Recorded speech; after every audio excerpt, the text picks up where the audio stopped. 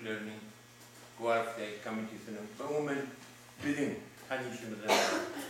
Yani gelip ben değerli Türkmen adını çekip Türkmen komünitesi, Türkmen cemiyetini, insan ruhunu açıp hareket başlamızdan beri şu vaktin necibağa ömründe ilçi olup işlen, ilçi kanadı işlen. Ama her zaman dine şu Türk meselesi verin, Afgan Türkler meselesi verin, görüşüp ve şunu söyleyeyim beni bizim aramızda. Her bir oturuşumuzda da en beğeniyen Kadir'den mihmanının biri. Neci var? Assalamu alaikum, hurmatli do'stlar, mehmonlar. Juda yaxshi so'zlar janob ustoz aytdilar ulug' bobomizni haqida. Men ham ko'rkka yashayotgan Türk, Afg'onistonlik Türk qondoshlarımizdan ortidan sizlarga 284 ulug' bir shoir, ulug' bir faylasuf, ulug' bir shaxsiyatimizni tug'ilgan kuni muborak deyman.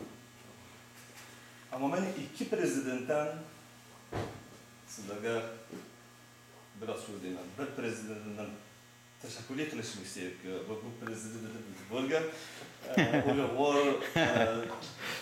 Abdug'afur aka 10 yildan beri bo'lgan Türkmen bayrog'ini ko'tarib, Türkmen xalqini sesini chiqarib, Türkmen xalqiga charchamay ishlab yurganlar.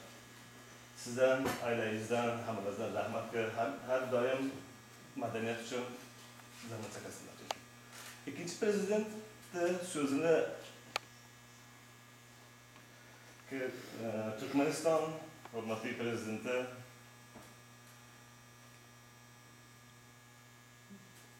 bir aytadilar ki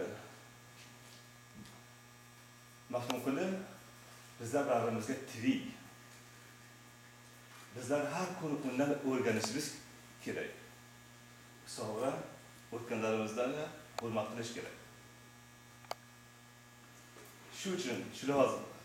Bizlar qalbimizga, bizlar bobomiz yashaydilar, bularni yedini bizlar shu Kanadaga istaymizki ilgari olib borsak, shu hozir men mavqedan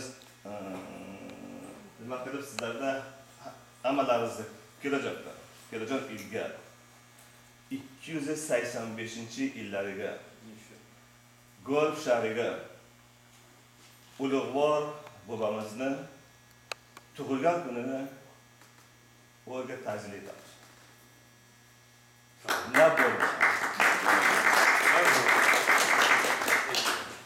Shu kundan sizlar yana bir yilga bizlarga gunoh qilinglar, mehmon bo'linglar.